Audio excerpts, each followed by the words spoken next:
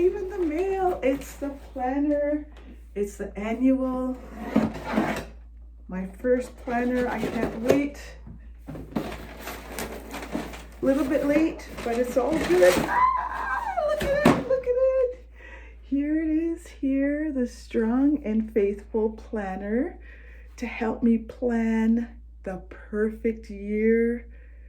It's got a 2-day plan for each week, looking at my goals and my Sunday surrender, weekly meals, my wins for the week, my challenges for the week, my morning routine, daily habit tracker so that I could track my top 3 habits each day. Look at that. Each month is a theme from the Proverbs 31 woman, a place to track monthly measurements, month-end review. It's got everything. I'm so excited. It's got a prayer list in the back.